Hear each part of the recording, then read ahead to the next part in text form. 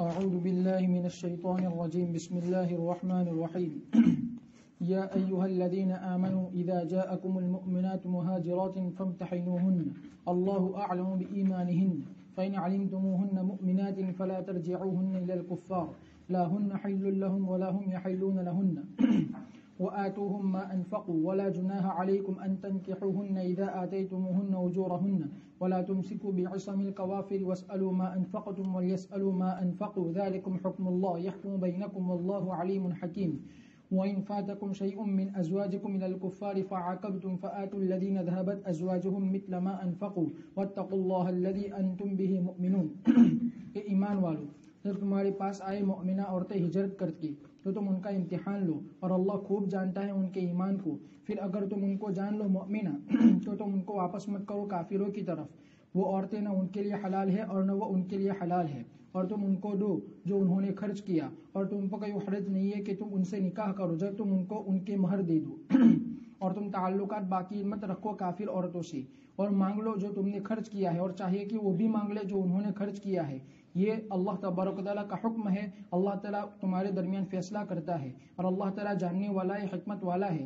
اور اگر چلی جائے تمہاری بیویوں میں سے کسی کی بیوی کافروں کی طرف، پھر تم بدلہ لینا چاہو تو تم دو اس کو جن کی بیویاں چلی گئی ہے اس کے مانند جو انہوں نے خرچ کیا ہے، اور ڈرو اس اللہ سے جس پر تم ایمان رکھتے ہو.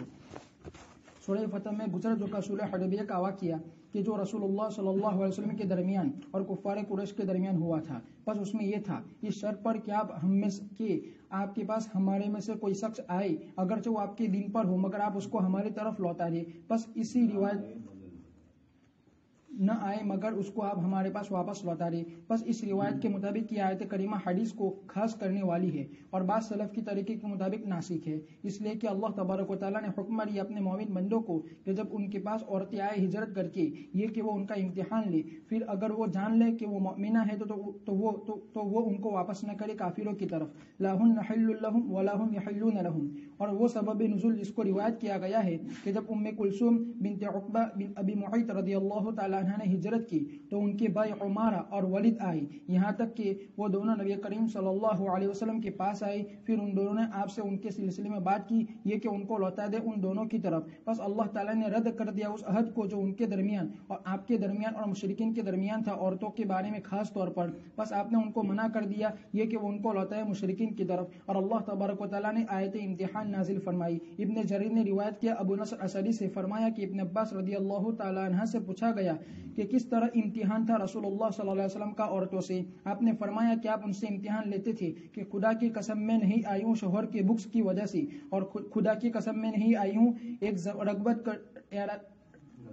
رغبت کر کے ایک زمین سے دوسری زمین اعراض کرتے ہوئے ایک زمین سے دوسری زمین کی طرف، اور خدا کی قسم میں نہیں آئی ہوں دنیا تلاش کرنے کے لیے، خدا کی قسم میں نہیں آئی ہوں مگر اللہ اور اس کے رسول کی محبت کے لیے. ابن عباس رضی اللہ تعالیٰ عنہما نے فرمایا باری تعالیٰ کے فرمان یا ایھا الذین آمنوا اذا جاءکم المؤمنات مہاجرات فامتحنوہن میں کہ ان کا امتحان یہ تھا کہ وہ گواہی دے کہ اللہ کے سوا کوئی معبود نہیں ہے، اور یہ کہ محمد صلی اللہ علیہ وسلم اللہ کے بندے اور اس کے رسول ہے. اور امام مجاہد نے فرمایا فامتحنوہن، بس تم ان سے پوچھو کہ کون سا سبب ان کو یہاں لے کر آیا ہے. پھر اگر ان کو لے کر آیا ہے غضب ان کے شوہروں پر یا ناراضگی یا اس کے علاوہ تو وہ حقیقت میں مومن نہیں ہے، بس تم ان کو مومنہ نہیں ہے، بس تم ان کو لوٹا دو ان کے شوہروں کی طرف.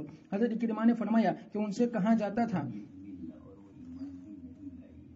تو وہ ایمان نہیں لائی ہے، اور وہ ایمان نہیں لائی ہے تو ان کو لوٹا دو ان کے شوہروں کی طرف. حضرت اکرمہ نے فرمایا کہ ان سے کہا جاتا تھا کہ تم کو لے کر نہیں آئی ہے مگر اللہ اور اس کے رسول کی محبت، اور تم کو لے کر آئی ہے ہم میں سے ایک آدمی کا عشق، اور نہیں لے کر آئی ہے تم کو ہم میں سے ایک آدمی کا عشق، اور تم اپنے شوہر سے اور نہ اپنے شوہر سے بھاگنے کی وجہ سے. بس یہ باری تبارک تعالیٰ کا فرمان فامتحنوہن ہے. اور امام قتادہ نے فرمایا کہ ان کی آزمائش یہ تھی کہ ان سے قسم کھلائی جاتی تھی اللہ کی کہ تم نہیں آئی ہو شوہر کی نافرمانی کر کے، اور تم نہیں آئی ہو مگر اسلام اور اسلام والوں کی محبت سے اور اس پر حرص کرتے ہوئے. پھر جب انہوں نے یہ کہہ دیا تو ان کی طرف سے اس کو قبول کر لیا گیا. باری تبارک تعالیٰ کا فرمان فَإِنْ عَلِمْتُمُوهُنَّ مُؤْمِنَاتٍ فَلَا تَرْجِعُوهُنَّ إِلَى الْكُفَّارِ. اس میں دلالت ہے اس بات پر کہ ایمان کے ممکن ہے اس پر مطلع ہونا یقینی طور پر. باری تبارک و تعالیٰ کا فرمان لا ہن حل لهم ولا هم يحلون لهم. یہ آیت کریمہ وہ ہے جس نے مسلمانوں کو حرام کر دیا مسلمان عورتوں کو حرام کر دیا مشرک مرد پر، اور تحقیق یہ جائز تھا ابتدائی اسلام میں یہ کہ مشرک آدمی مومنہ عورت سے شادی کرے، اسی لیے ابو العاص بن ربیع رضی اللہ تعالیٰ عنہ کا نکاح نبی کریم صلی اللہ علیہ وسلم کی بیٹی زینب رضی اللہ تعالیٰ عنہ سے ہوا، اور تحقیق وہ مسلمان تھی اور وہ اپنے قوم کے دین پر تھے، اور ابو العاص اپنے قوم کے دین پر تھے۔ پھر جب قیدیوں میں آئے بدر کے دن تو حضرت ان کی بیوی زینب رضی اللہ تعالیٰ عنہ نے بھیجا ان کے فدیے میں اپنا ہار جو ان کی والدہ حضرت خدیجہ رضی اللہ تعالیٰ عنہ کا تھا۔ پھر جب رسول اللہ صلی اللہ علیہ وسلم نے اس ہار کو دیکھا تو آپ پر شدید رقت طاری ہو گئی اور مسلمانوں سے فرمایا اگر تم خیال کرو یہ کہ تم ان کو چھوڑ دو، ان کے لیے ان کے قیدی کو چھوڑ دو تو تم کرو، بس انہوں نے ایسا کیا، بس رسول اللہ صلی اللہ علیہ وسلم نے ان کو چھوڑ دیا اس شرط پر کہ وہ اپنے بیٹی کو آپ کی بیٹی کو آپ کی طرف واپس کر دے، بس انہوں نے ان سے اپنے وعدے کو پورا کر دکھایا اور سچا کر دکھایا اس وعدے کو جو انہوں نے کیا تھا آپ سے، اور حضرت زینب رضی اللہ تعالیٰ عنہ کو واپس بھیج دیا رسول اللہ صلی اللہ علیہ وسلم زینب رضی اللہ تعالیٰ عنہ کو واپس بھیج دیا رسول اللہ صلی اللہ علیہ وسلم کی طرف زید بن حارث رضی اللہ تعالیٰ عنہ کے ساتھ۔ پھر وہ مدینہ میں مقیم رہے جنگ بدر کے بعد سے لے کر، اور وہ سن ہجری 2 میں ہوئے، یہاں تک کہ ان کے شوہر مسلمان ہوئے ابو العاص بن رضی اللہ عنہ سن ہجری 8 میں، بس آپ نے ان کو ان کے پہلے نکاح میں واپس لوٹا دیا اور ان پر کوئی مہر بیان نہیں کی، کوئی نیا مہر مقرر نہیں کیا، جیسا کہ امام احمد نے روایت کی ابن عباس رضی اللہ تعالیٰ عنہما سے کہ رسول اللہ صلی اللہ علیہ وسلم نے اپنی بیٹی زینب رضی اللہ تعالیٰ عنہ کو واپس لوٹا دیا ابو العاص رضی اللہ تعالیٰ عنہ کے نکاح میں، اور ان کی ہجرت ان کے اسلام کے 6 سال پہلے نکاح پر ہوئی تھی، اور آپ نے ان کے لیے کوئی نہ گواہ مقرر کیا اور نہ کوئی مہر مقرر کیا، اور روایت کیا گیا ہے کہ رسول اللہ صلی اللہ علیہ وسلم نے اپنی بیٹی حضرت زینب رضی اللہ تعالیٰ عنہ کو لوٹا دیا ابو العاص بن ربیع رضی اللہ تعالیٰ عنہ پر نئے مہر کے ساتھ اور نئے نکاح کے ساتھ، اور وہ قول جس پر اکثر حضرت ہے کہ بلا شبہ جب عدت ختم ہو جائے اور وہ اسلام قبول نہ کرے تو ان کے نکاح کو ان سے فسخ کر دیا جائے گا، اور دوسرے حضرت نے فرمایا بلکہ جب عدت ختم ہو گئی تو اختیار ہوگا، اگر چاہے تو نکاح پر باقی رہے اور برقرار رہے، اور اگر چاہے تو اس کو فسخ کر دے اور ختم کر دے، پھر دوسری شادی فسق کر دے اور ختم کر دے، پھر دوسری شادی کر لے، اور انہوں نے محمول کیا اس پر ابن عباس رضی اللہ تعالیٰ عنہما کی حدیث کو، واللہ اعلم۔ اور باری تبارک و تعالیٰ کا فرمان وَآتُوهُم مَا أَنفَقُوا، یعنی ہجرت کر کے آنے والی عورتوں کے شوہروں کو جو مشرکین میں سے تم ان کی طرف دے دو جو انہوں نے خرچ کیا ہے ان پر مہروں میں سے۔ باری تبارک و تعالیٰ کا فرمان وَلَا جُنَاحَ عَلَيْكُمْ أَن تَنكِحُوهُنَّ إِذَا آتَيْتُمُوهُنَّ أُجُورَهُنَّ، یعنی جب تم نے ان کو دے دیا ان کے مہر تو تم ان سے نکاح کرو اس شرط کے ساتھ، یعنی عدت کے ختم ہونے کے ساتھ اور ولی کے ساتھ اور اس کے علاوہ۔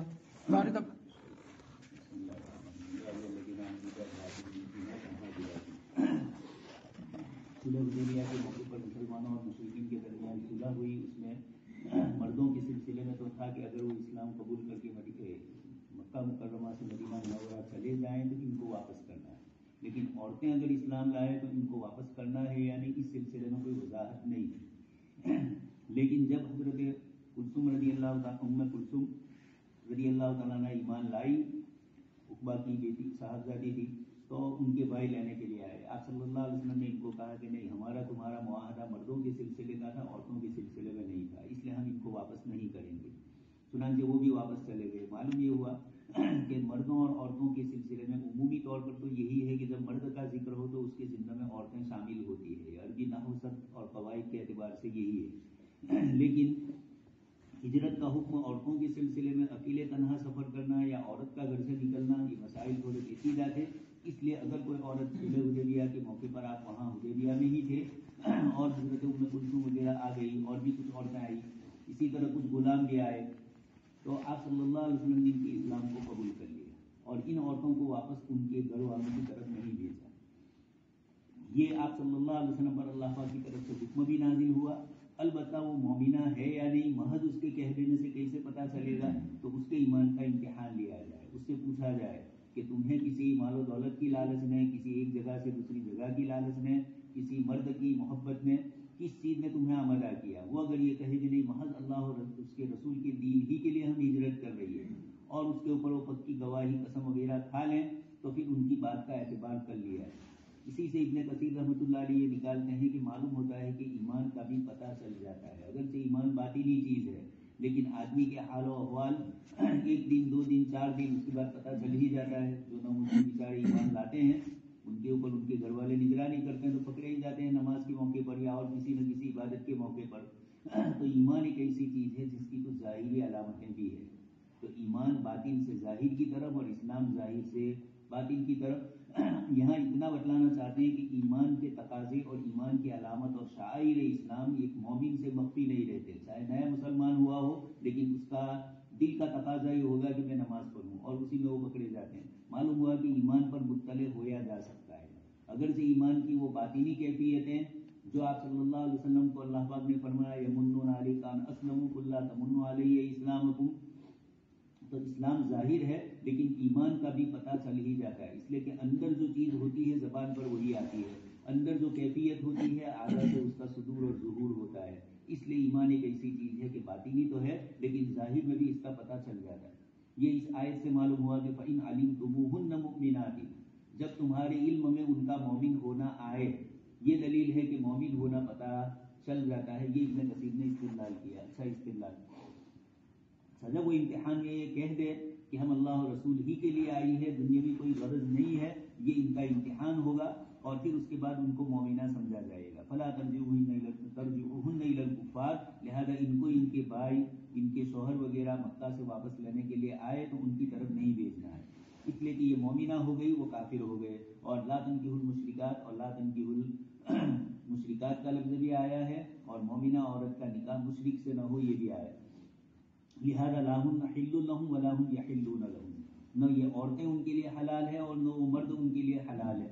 عورتیں حلال نہیں اسلامی نسبت سے اور مرد ان عورتوں کے لیے حلال نہیں، یہ بھی اسلامی نقطۂ نظر سے. وآتهم ما انفقوا، معلوم یہ ہوا کہ مسلمان لڑکی جب غیر مسلم کے ساتھ چلی جاتی ہے اور پھر کفر اور ارتداد اختیار کر لیتی ہے، یہ آیت کریمہ اور اس طرح کی دوسری آیتیں اس وقت جو ہو رہا ہے مسلمان لڑکیوں کا، یہ بڑا شدید مسئلہ ہے کہ وہ اسلام میں سے نکل جائے اور اس موقع کے اوپر پھر اس کے پہلے والا شوہر اگر ہے مسلمان اس کے نکاح میں آنا تو صرف چلی آئے گی یا پھر دوبارہ دونوں کا نکاح ہوگا. یہ مرتدہ ہو گئی، کافی پیچیدہ مسائل ہو جاتے ہیں. آگے اس کے بعد مومن اور کافر دونوں اپنے نکاح میں رہ سکتے ہیں. حضرت زینب رضی شروع اسلام میں اس کی گنجائش تھی، اس لیے حضرت زینب رضی اللہ تعالیٰ عنہ تو مومنہ تھی، لیکن آپ کے شوہر ابو العاص یہ مومن نہیں تھے. غزوہ بدر میں بھی پکڑے گئے، بدر کے قیدیوں میں بھی آئے اور پھر ایک اور موقع پر مسلمانوں نے جب پکڑا دین میں یہ دوسری مرتبہ بھی پکڑے گئے تھے. لیکن حضور نے ان سے جو معاہدے کیے تھے وہ معاہدے انہوں نے پورے کیے. حضرت زینب رضی اللہ تعالیٰ عنہ کو واپس کیا. حضرت زید ابن حارثہ آ چکے تھے لیکن وہ مکہ سے باہر رہے اور وہ اس وقت آپ صلی اللہ علیہ وسلم کے صاحبزادے کے حکم میں تھے. تو اس وقت تک ابھی آیت نازل نہیں ہوئی تھی. ما ہن امہاتہم امہاتہم الا اللائی ولدنہم، ابھی آیت گزری سورہ احزاب میں. اس لیے حضرت زید بن حارثہ حضرت زینب رضی اللہ تعالیٰ عنہ کو لینے گئے اور پھر اس کے بعد ان کے شوہر نے بھی ان کو مکہ سے باہر تک پہنچا دیا. پھر یہ لے کر تشریف لے گئے. تو لا ہن حل لہم ولا ہم یحلون لہن، آیت بتلاتی ہے کہ آیا یہ حکم جب دونوں ایک دوسرے سے علیحدہ ہو جائے تب ہے یا اس کے بعد یہ حکم منسوخ ہو کر پھر حلال ہو جاتی ہے. حضرت زینب رضی اللہ تعالیٰ عنہ کا جو واقعہ ہے اس سلسلے میں ائمہ تفسیر نے اور خود مشکات میں آپ سن چکے ہیں. مشکات کے مصنف عام احوال میں کم بولتے ہیں امام بخاری کی طرح، لیکن جب شافعی مسلک ثابت کرنا ہو تو تبریزی صاحب لمبی چوڑی گفتگو کرتے ہیں. اس مسئلے میں بھی انہوں نے دونوں قول نقل کیے ہیں لیکن شوافی کے قول کو ترجیح دی ہے. امام ابن کثیر رحمۃ اللہ علیہ بھی شافعی المسلک ہے لیکن انہوں نے دونوں مسالک کو ذکر کر دیا، احناف کا بھی اور امام شافعی رحمۃ اللہ علیہ کا جو مسلک ہے وہ بھی. نکاح جدید ہوگا یا نہیں ہوگا، احناف کے نزدیک اصل بنیادی وجہ ہے تباین دین اور تباین دار. حضرت زینب کا دین بھی بدل گیا ابو العاص سے اور دار بھی مکہ مکرمہ چھوڑ کر مدینہ منورہ پہنچ گئی. اس لیے دونوں وجہیں جو ہمارے یہاں کسی کے اسلام لانے سے شوہر سے مکمل علیحدگی کی ہے یہ دونوں وجہیں پائی گئی. اس لیے اب جب دوبارہ ایک دوسرے سے ملیں گے تو نکاح جدید ہوگا. اسی سے ملتا جلتا مسئلہ یورپ کے ملکوں میں اس وقت ہو رہا ہے. مسلمان دنیا بھر کے ملکوں سے یونیورسٹیوں میں وہاں داخل ہو رہے ہیں، 2 سال 5 سال کا کورس کرتے ہیں اور اس درمیان کسی لڑکی سے شادی کرنا چاہتے ہیں. اب وہ جانتے ہیں، یعنی ایک تو مسلمان لڑکی سے اور ایک یہ ہے کہ وہاں کی عیسائی لڑکی سے شادی کرنا چاہتے ہیں. کتاب اللہ کے آیت سے گنجائش ہے لیکن علماء نے اس کے احتیاط کے پیش نظر منع کیا ہے. اب یہ کتنے سال تک ان کے ساتھ رہے، وہ چاہے حالت یہودیت اور نصرانیت میں رہے، یہ تو کتاب اللہ کی آیت سے اجازت ہے، لیکن دوسرے کسی مسلک پر ہے، بدھ دھرم میں ہے، ہندو دھرم میں ہے، تو یقینی بات ہے کہ وہ مومنہ نہیں ہے، اس لیے یا اہل کتاب میں سے نہیں ہے. اليوم احل لكم الطیبات وطعام الذین اوتوا الکتاب حل لكم وطعامکم حل لهم، اور آگے یہ تو کھانے پینے کی حلت، اور والمحصنات من المؤمنات، اور اسی طرح اہل کتاب کا آگے ذکر آیا اذا آتیتموہن اجورہن. خیر، تو ان سے نکاح کی گنجائش ہے یا نہیں، اس مسئلے کو بنیاد بنا کر کچھ علماء مقاصد شریعت نے فتویٰ دیا کہ ان کے لیے وہاں نکاح کرنا جائز ہے، لیکن یا تو وہ ہندوستان میں اپنی بیوی چھوڑ کے جاتا ہے. اسلام میں ایک سے زائد کے نکاح کی گنجائش یقیناً ہے، لیکن جب تم انصاف نہیں کر سکتے ہیں تو فواحدۃ او ما ملکت، اور ما ملکت تو ہے نہیں، اب جہاد نہیں ہے تو اب فواحدۃ ہی باقی رہی، تو اسی ایک کے ساتھ ہی رہنا ہے. یہ جو مسئلہ ہے، حضرت زینب رضی اللہ تعالیٰ عنہ مدینہ منورہ میں تھی، وہ دارالہجرت میں تھی، وہاں کوئی ایمان کے خلاف خطرہ نہیں تھا اور اللہ کے رسول صلی اللہ علیہ وسلم کی صاحبزادی ہے. لیکن دوسری عورتیں، ان کا کوئی اعتبار نہیں ہے، دونوں کا ملک بدل جائے اور وہ دارالکفر میں رہتی ہے اور پہلے بھی وہ عیسائی مذہب ہی کی تھی یا الحاد والی تھی، تو ایسے مسائل کی بنیاد پر علماء کرام نے اس روایت سے استدلال کرنے کو مکمل سمجھا نہیں ہے اور یہ کہا ہے کہ دونوں کے درمیان فرق ہے. لیکن جاسر عودہ صاحب مقاصد شریعت کے بڑے عالم ہیں عرب ملکوں میں سے، انہوں نے گنجائش دی ہے اس کی، لیکن ائمہ فقہ فتاوی نے گنجائش نہیں دی. اسلامی فقہ اکیڈمی جدہ، اسلامی فقہ اکیڈمی مکہ مکرمہ اور اسلامی فقہ اکیڈمی دہلی، تینوں نے اس میں سے کسی نے بھی گنجائش نہیں دی ان لڑکیوں کے ساتھ اس طریقے سے شادی کرنے کی. اہل کتاب کے ساتھ مسئلہ الگ ہے، لیکن دوسرے مذاہب جو آسمانی نہیں ہے اہل کتاب کے علاوہ، وہاں مسئلہ پیچیدہ ہے، یہاں تو تھوڑی گنجائش رہے گی، اس لیے کہ کتاب اللہ سے ثابت ہے. باری تبارک و تعالیٰ کا فرمان ولا تمسکوا بعصم القوافی، یہ اللہ تبارک و تعالیٰ کی طرف سے حرمت نازل کرنا ہے اپنے مومن بندوں پر مشرکہ عورتوں سے نکاح کرنے کے بارے میں اور ان کے ساتھ رہنے کے بارے میں. اور صحیح حدیث میں ہے کہ رسول اللہ صلی اللہ علیہ وسلم نے جب معاہدہ کیا کفار قریش سے حدیبیہ کے دن، تو ان کے پاس عورتیں آئی، مؤمنہ عورتیں آئی، تو اللہ تبارک و تعالیٰ نے آیت کریمہ نازل فرمائی یا ایھا الذین آمنوا اذا جاءکم المؤمنات مہاجرات، باری تعالیٰ کے فرمان ولا تمسکوا بعصم القوافر تک. بس عمر بن خطاب رضی اللہ تعالیٰ عنہ نے طلاق دی اس دن 2 عورتوں کو، ان میں سے ایک سے شادی کی معاویہ بن ابی سفیان نے اور دوسری سے صفوان بن امیہ نے. حضرت زہری نے فرمایا کہ آیت کریمہ نازل ہوئی رسول اللہ صلی اللہ علیہ وسلم پر اس حال میں کہ آپ حدیبیہ کے نچلے والے حصے میں تھی، اس وقت کہ آپ نے ان سے مصالحت کی اس شرط پر کہ جو بھی آپ کے پاس آئے گا ان میں سے تو آپ ان کو ان کی طرف لوٹا دیں گے.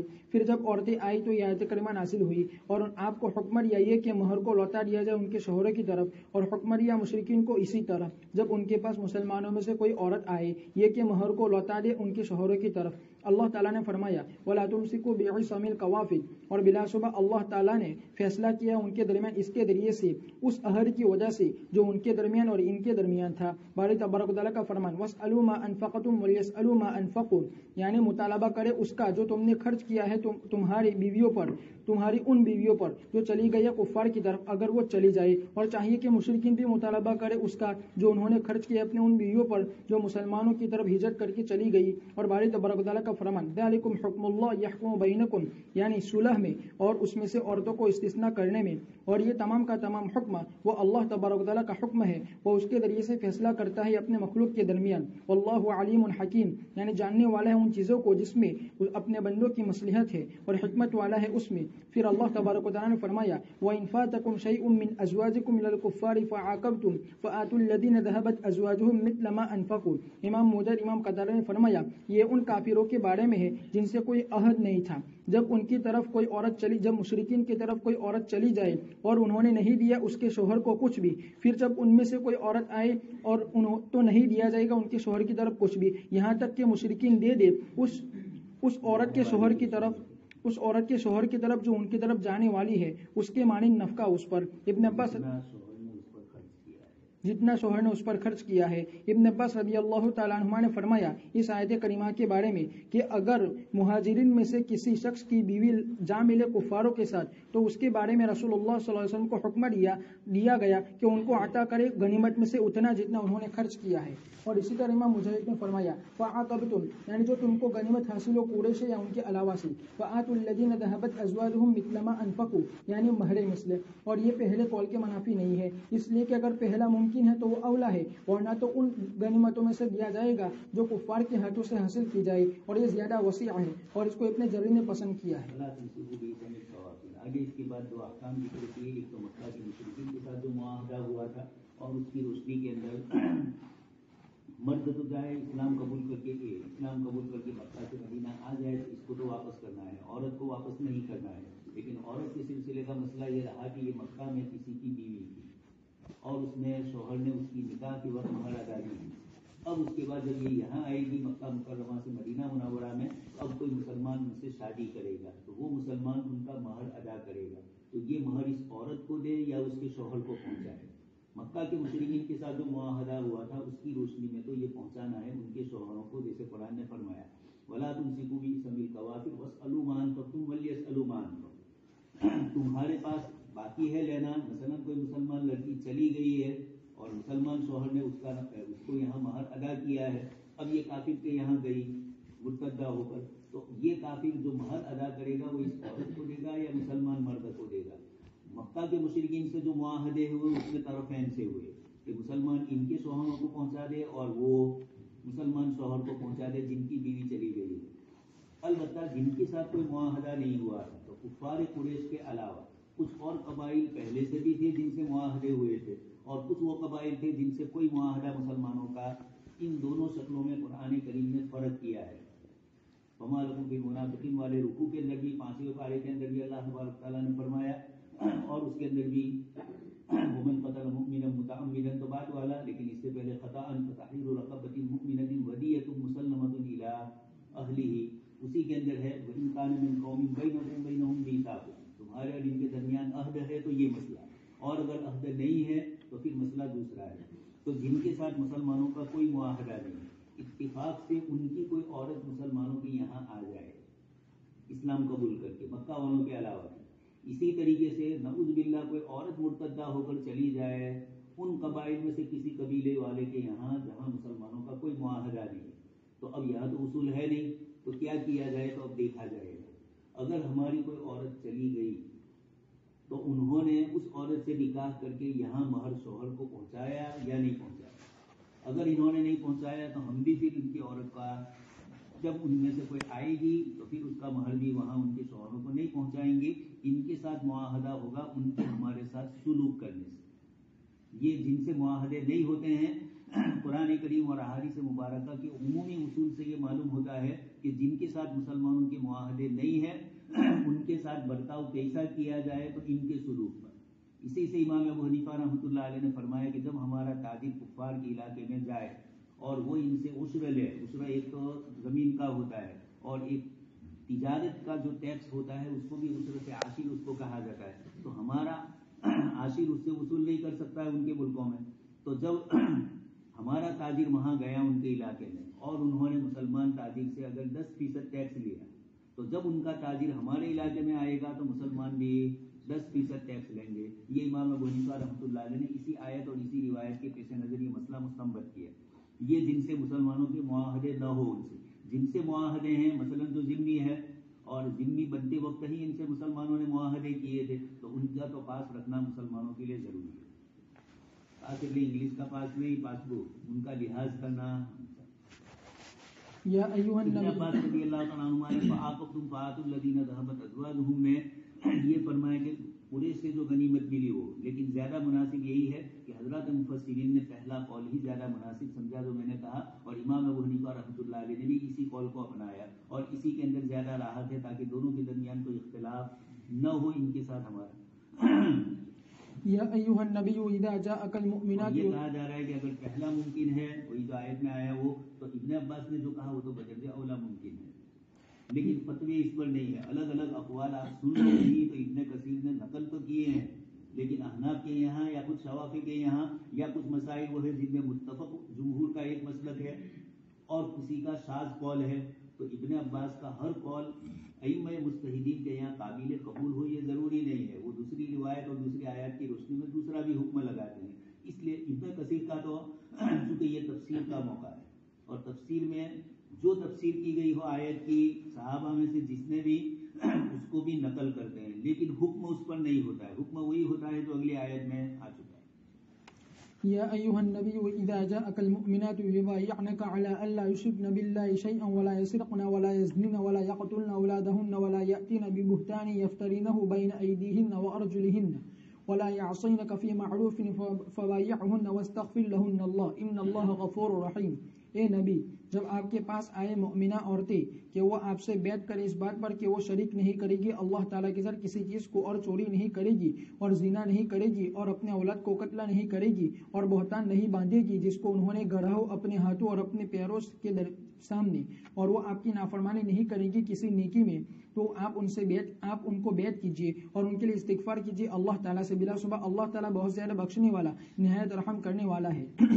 امام بخاری نے روایت کیا عروہ رضی اللہ تعالیٰ عنہ سے کہ نبی کریم صلی اللہ علیہ وسلم کی زوجہ مطہرہ حضرت عائشہ رضی اللہ تعالیٰ عنہ نے ان کو بتلایا کہ رسول اللہ صلی اللہ علیہ وسلم امتحان لیتے تھے ان مؤمنہ عورتوں کا جو آپ کے پاس ہجرت کر کے آتی اس آیت کے ذریعے سے. یا ایھا النبی اذا جاءک المؤمنات یبایعنک سے لے کر بارے تعالیٰ کے فرمان غفور الرحیم تک حضرت عروہ نے فرمایا کہ عائشہ رضی اللہ تعالیٰ عنہ فرماتی ہے پھر جو اس شرط پر اقرار کرتی مؤمنہ عورتوں میں سے تو ان سے رسول اللہ صلی اللہ علیہ وسلم فرماتے قد بایعتو کی تحقیق کے میں نے تجھے بیعت کیا کلامن زبانی طور پر، اور خدا کی قسم آپ کا ہاتھ نہیں لگا کسی عورت کے ہاتھ سے بیعت کرنے میں کبھی بھی، اور آپ ان سے بیعت نہیں کرتے تھے مگر اپنے اس فرمان کے ذریعے سے قد بایعتک علی ذلک. یہ امام بخاری کی روایت ہے. امام احمد نے روایت کے امیہ بنت رقیقہ سے فرماتی ہے کہ میں رسول اللہ صلی اللہ علیہ وسلم کی خدمت میں آئی چند عورتوں کے ساتھ تاکہ ہم آپ سے بیعت کریں. پھر آپ نے ہم سے عہد لیا اس سے جو قرآن کریم میں ہے اللہ نشرک باللہ شیئا، اور فرمایا کہ جتنی تم طاقت رکھو اور سکت رکھو. ہم نے کہا کہ اللہ اور اس کے رسول زیادہ رحم کرنے والے ہم پر ہماری ذاتوں سے. ہم نے عرض کیا کہ اللہ کے رسول صلی اللہ علیہ وسلم کیا آپ ہم سے مصافحہ نہیں کریں گے؟ آپ نے فرمایا کہ بلا شبہ میں مصافحہ نہیں کرتا ہوں عورتوں سے، بلا شبہ میری بات ایک عورت سے کہنا 100 عورتوں سے بات کہنے کے برابر ہے. سلمہ بنت قیس سے روایت ہے اور وہ رسول اللہ صلی اللہ علیہ وسلم کے خالاؤں میں سے ایک ہے، اور تحقیق کہ انہوں نے آپ کے ساتھ نماز پڑھی دونوں قبلوں کی طرف. فرماتی ہے کہ میں رسول اللہ صلی اللہ علیہ وسلم کی خدمت میں آئی تاکہ ہم بیعت کریں چند عورتوں کے ساتھ، انصار کے چند عورتوں کے ساتھ. پھر جب آپ نے ہمارے سامنے شرائط بیان کی کہ ہم شریک نہیں کریں گے اللہ تعالیٰ کے ساتھ کسی چیز کو، اور نہ ہم چوری کریں گے اور نہ ہم زنا کریں گے اور نہ ہم ہماری اولاد کو قتل کریں گے اور نہ ہم بہتان باندھیں گے جس کو ہم نے ہاتھوں اور پیروں کے ذریعے سے گھرتی ہو، اور ہم نافرمانی نہیں کریں گے کسی نیک کام میں. فرمایا اور آپ صلی اللہ علیہ وسلم نے فرمایا کہ تم دھوکہ نہیں دو گی اپنے شوہروں کو. فرماتی ہے کہ پھر ہم نے آپ سے بیعت کر لی، پھر ہم چلی گئی. بس میں نے ان میں سے ایک عورت سے کہا کہ واپس جاؤ، پھر پوچھو رسول اللہ صلی اللہ علیہ وسلم سے کہ ہمارے شوہروں کو دھوکہ دینا کیا ہے.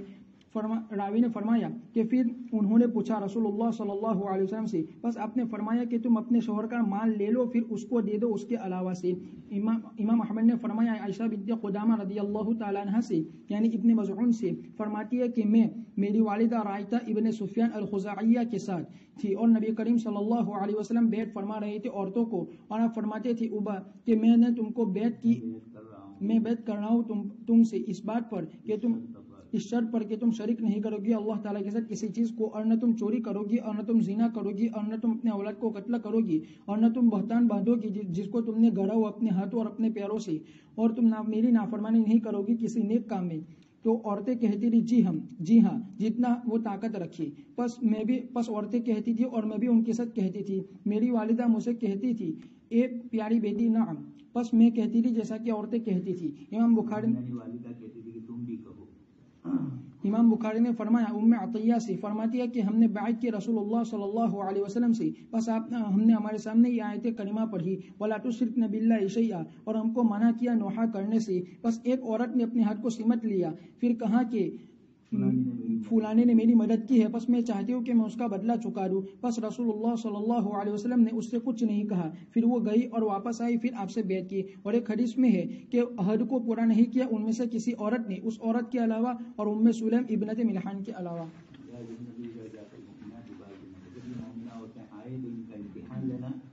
یہ تو ہو گیا. اس کے بعد ان کو جب بیعت کریں گے تو آپ صلی اللہ علیہ وسلم نے بیعت کے اندر عورتوں کے لیے چند کلمات کا اضافہ کیا.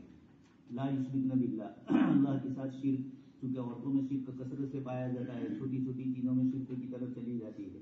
چوریاں بھی شوہروں کے مال میں ہو سکتی ہے. آگے ایک شعر سن چکے ہیں کہ اور بچی کا رونا، اپنے باپ کی مدد کرنا رونے سے ہوگا یا چوری کرنے سے ہوگا. کوئی مارنے آئے گا تو وہ چلائے گی، وہ مدد کے لیے نہیں. لیکن اب آج کی عورتیں تو ہاتھ اٹھانا سیکھ گئی ہیں، تو یہ ہاتھ بھی بیچاری نہیں اٹھاتی، اور باپ کی مدد بھی کرنے چاہے تو شوہر کے مال میں سے کیا کر کے ادھر ادھر سے بچا بچا کر چوری کر کے ہی کرے گی.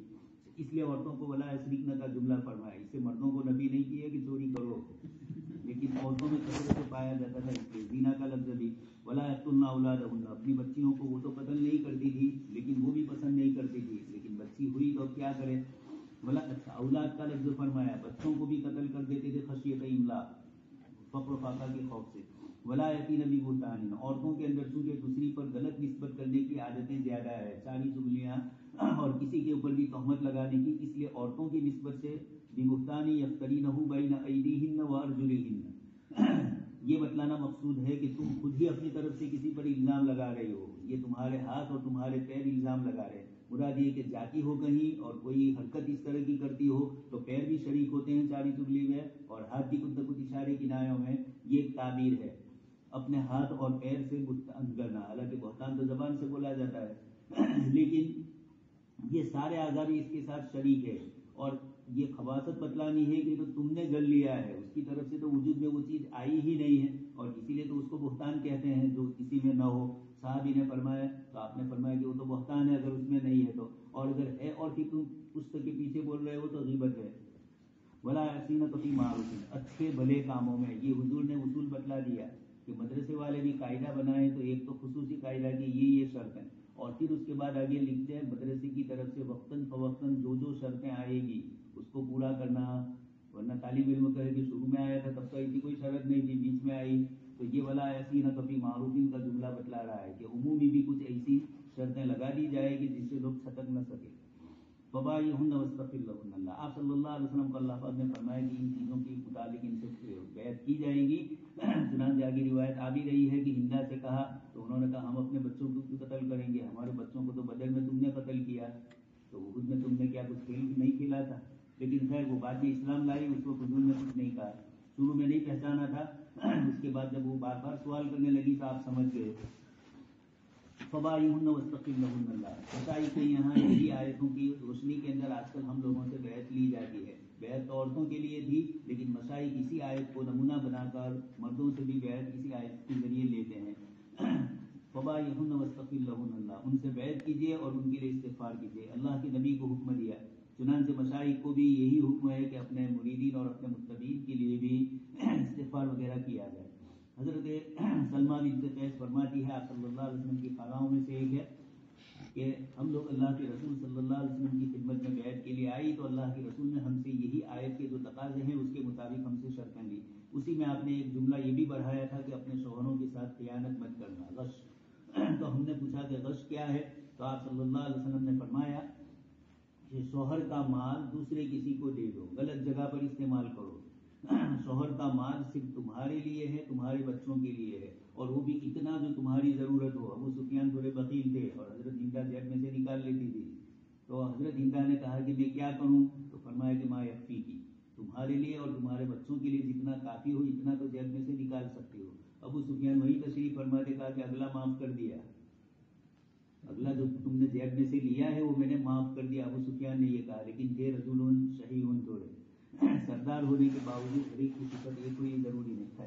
تو اللہ تبارک و تعالیٰ نے ان آیات میں جو نشانیاں جو چیزیں ذکر کی اسی میں یہ آپ صلی اللہ علیہ وسلم نے اضافہ کیا. دوسری روایتوں میں بھی آپ صلی اللہ علیہ وسلم نے فرمایا کہ عورت جب 5 وقت کی نماز پڑھے اور شوہر کی اطاعت کرے اور روزے رکھے تو فلتدخل من ای ابوابها شئت، جنت کے جس دروازے سے چاہے گی اجازت ملے گی اس کو. تو اس میں شوہر کے مال اور اپنی عزت کی حفاظت دونوں چیزیں ہماری روایت میں. آپ صلی اللہ علیہ وسلم سے عورتیں بیعت کے لیے آئی تو آپ نے جب یہ فرمایا کہ نوحہ نہ کرے تو ایک عورت نے کہا کہ نہیں، عرب جاہلیت کے اندر نوحہ کرنے کے لیے ایک دوسرے کو سبقت کی جاتی تھی، ایک دوسرے کو جیسے چیزیں دی جاتی ہیں نوحہ بھی دیا جاتا تھا. ہماری طرف بھی لڑزے آتے ہیں نہیں، ٹیمپا میں بھی عورتیں ہیں تو پوری دنیا بھر کے کچرا اور غیبتیں کی عورت جب گاؤں آیا، اب تو نئی دلہن نے تو وہ سب ختم کر دیا، پرانی دوستیاں بھی ہوگی تو آتا وہ رونے والی ہوتی ہے، نئی تو اب کوئی ہے نیا مہذب دور ہے، لیکن وہ اس طریقے سے روتی تھی. جاہلیت کے اندر جس کے یہاں جتنا زیادہ روئے، ہم لوگ چھوٹے تھے تو بڑے بڑے پارے نے بڑے واسیرے ہوتے تھے قربانی کے لیے، جتنے کودے تھی وہ مجھے کیا قبول نہیں ہے. زمانے میں یہ سمجھتے تھے، اور اب تو چھوٹی بڑی پاریاں ہیں ایک ہاتھ سے ہی پھینکتے لوگ. پہلے ایسا نہیں ہوتا تھا. ہمارے یہاں مشہور تھا لاریانو پارو، تو اتنا کہ پورے گاؤں سے بچے دیکھنے کے لیے آتے تھے کہ کھوارے پیوارے نہ بچی تھے ماشاء اللہ پودوا میں تھے وہ تو بولا آپ صلی اللہ. تو نوحہ کے لیے بھی اس طریقے سے ہوتا تھا، جس کے یہاں جتنا زیادہ رویا جائے یہ اس طریقے سے سمجھا جائے. کبھی جنازوں سے لوگ تعبیر کرتے ہیں، جنازے میں کثیر لوگ ہوں تو یہ کوئی ضروری نہیں ہے. کچھ بزرگوں کے لیے جنازے میں کچھ لوگ ہی شریک ہوئے، اور کچھ بزرگوں کے لیے یہ بھی ہوا. امام احمد ابن حنبل کا مقابلہ ہوا تو فرمایا کہ جنازے سے آپ کو پتہ چل جائے گا. معتزلہ کے ساتھ جب یہ ہوا تو اللہ پاک نے امام احمد کے جنازے میں بہت کثیر مقدار میں مخلوق کو جمع کر دیا اللہ کے کلام کے لیے، جنہوں نے اتنی قربانیاں دی. تو یہ کبھی ہوتا بھی ہے. تو یہاں پر بھی نوحہ کرنا یہ نہیں تھا، لیکن جاہلیت میں چلتا تھا. تو ایک عورت نے کہا کہ میرے رشتے دار کے وقت وہ روئی تھی، یعنی ادھار مارو باقی سے، اور اگر میں حضور سے بیعت کر لوں تو پھر روں گی کیسے. وہ لوگ تو ایسے ہوتے تھے نا، اپنی جو ضرور گمے تھے بیعت کر لیں پھر کرو ہے چیز کرو. گئے وہاں قبر جمع صاحب آئے تو گورا وقت زندہ تھے تو بیعت ہونے کے لیے گئے. ابراہیم علی ماٹلی والا ہے نہیں دور پر، تو وہ بھی آئے، لیکن وہ کپڑا ہی نہیں پکڑتے تھے. حضرت کے یہاں جو رومال دیتے تھے سب کو کہ بھائی پکڑو تو یہ پکڑتا تھا نا. وہاں نبی گڑیا باپو میں تھی، سسرال وہاں ہے نبی گڑی. میں نے کہا یہ نبی گڑیا نہیں تو دیوبند آیا ہے، وہ کچھ نہیں کہیں گے آپ. ان کے یہاں تھوڑی سختیاں ہیں تو اس لیے یہ رومال. اور اسی طرح پیروں کا دیکھ رہے ہیں، قد سے لے کر سین تک پیروں کی ایک دنیا جو لگی ہوئی ہے، ان کے اندر یہ سب کچھ ہوتا ہے. اللہ کے رسول صلی اللہ علیہ وسلم نے کسی عورت کا ہاتھ نہیں چھویا. صاف روایت میں یہ جملہ فرما دیا گیا. اور ایک ہی کے لیے کلامی، آپ نے فرمایا کہ میرا ایک عورت سے کہنا اور 100 عورتوں سے کہنا، ایک ہی جملہ ہوگا. البتہ مشائخ کے یہاں کبھی رسی ڈالی جاتی ہے. شیخ کے ہاتھ میں رسی کا ایک کونا ہوتا ہے، دوسری سب عورتیں ہیں رسی کو پکڑتی ہے جیسے کپڑے وغیرہ مردوں کو پکڑواتے ہیں. یہ طریقے کوئی کتاب و سنت سے ثابت نہیں ہے. مشائخ نے اپنی طرف سے اس طرح کی چیزیں کی ہے، اب اس کو لازم نہیں سمجھتے، کبھی کرتے ہیں کبھی نہیں بھی کرتے ہیں. علماء دیوبند کے یہاں تو یہی چیز ہے. لیکن کبھی کبھار رسی آ بھی گئی تو یہ کوئی خلاف شریعت نہیں ہے، اور نہیں آئی تو خلاف بیعت نہیں ہے. بریلیوں نے کچھ اس قسم کی چیزوں کو مضبوطی سے تھام لیا ہے کہ یہ پیر اور مرید کے لیے یہ ضروری ہے، تو یہ کوئی کتاب و سنت سے نہیں. ولا تشرکن باللہ شیئا. آپ صلی اللہ علیہ وسلم نے پھر یہ عورت گئی، حضور نے اجازت دے دی کہ ابھی یہ جذبات میں ہے تو اس کا نوحہ کا ادھار قرضہ باقی ہے. وہ تھوڑی دیر کے بعد واپس آ گئی کہ نہیں اب وہ نہیں کرنا ہے. اللہ کے نبی کی اثرات تھے، برکتیں تھیں. اور تحقیق رسول اللہ صلی اللہ علیہ وسلم عورتوں کو یاد دلاتے تھے یہ بیعت عید کے دن، جیسا کہ امام بخاری نے روایت کے ابن عباس رضی اللہ تعالیٰ عنہما سے. تجدید بیعت بھی ہو سکتی ہے. شیخ سے آپ مرید ہو گئے، پھر کوئی اور مرید آئے ہیں بیعت ہونے کے لیے، کچھ اور لوگ آئے ہیں اور وہ بیعت ہو رہے ہیں اور آپ بھی ساتھ میں پڑھ لیتے ہیں دعا اور آپ بھی ساتھ میں، تو یہ جائز ہے. آپ صلی اللہ علیہ وسلم تجدید بیعت بھی فرماتے تھے. ابن عباس رضی اللہ بیعت ایمان ہوتی تھی، وہ عمومی طور پر جب آدمی نیا مسلمان ہوتا تھا تو، اور عید وغیرہ کے مواقع پر آپ بیعت مشیخت کرتے تھے. ابن عباس رضی اللہ تعالیٰ عنہما سے روایت ہے، فرمایا کہ میں عید الفطر کی نماز میں شریک تھا رسول اللہ صلی اللہ علیہ وسلم کے ساتھ اور حضرت ابو بکر عمر عثمان رضی اللہ تعالیٰ عنہم کے ساتھ. بس تمام کے تمام پہلے نماز پڑھتے تھے خطبہ سے پہلے، پھر اس کے بعد خطبہ دیتے تھے. بس نبی کریم صلی اللہ علیہ وسلم آئے. بس میں گویا کہ دیکھ رہا ہوں آپ کی طرف جس وقت کے لوگ بیٹھ رہے تھے آپ کے سامنے.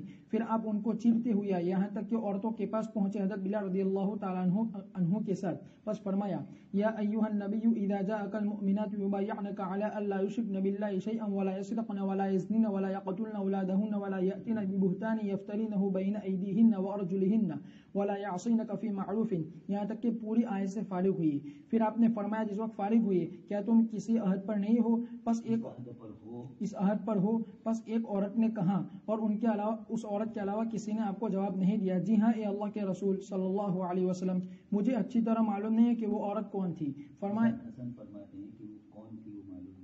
حسن فرماتے ہیں کہ مجھے معلوم نہیں کہ وہ کون تھی. آپ نے فرمایا کہ تم صدقہ کرو. راوی نے فرمایا کہ حضرت بلال رضی اللہ تعالیٰ عنہ نے اپنے کپڑے کو حضرت بلال نے اپنے کپڑے کو پھیلایا. پس عورتیں پازیب کو اور انگوٹھیوں کو ڈالنے لگی بلال رضی اللہ تعالیٰ عنہ کے کپڑے میں. عبادہ بن صامت سے مروی ہے کہ ہم رسول اللہ صلی اللہ علیہ وسلم کے پاس ایک مجلس میں. پس آپ نے فرمایا کہ تم مجھ سے بیعت کرو اس بات پر، اس شرط پر کہ تم شریک نہیں کرو گے اللہ کے ساتھ کسی چیز کو، اور نہ چوری کرو گے اور نہ زنا کرو گے اور نہ اپنے اولاد کو قتل کرو گے. اس آیت کو پڑھا جس سے عورتوں سے عہد لیا تھا جبکہ وہ آپ کے پاس مومن ہو کر آئی تھی. پس جو شخص تم میں سے پورا کرے گا تو اس کا اجر اللہ پر ہے، اور جو شخص ارتکاب کرے گا اس میں سے کسی چیز کا تو اس کو سزا دی جائے گی تو وہ اس کے لیے کفارہ ہوگا، اور جو ارتکاب کرے اس میں سے کسی چیز کا پھر اللہ تعالیٰ پردہ پوشی فرمائے اس پر تو یہ اللہ کے حوالے ہے، اگر چاہے تو اس کو معاف کر دے اور اگر چاہے تو اس کو عذاب دے.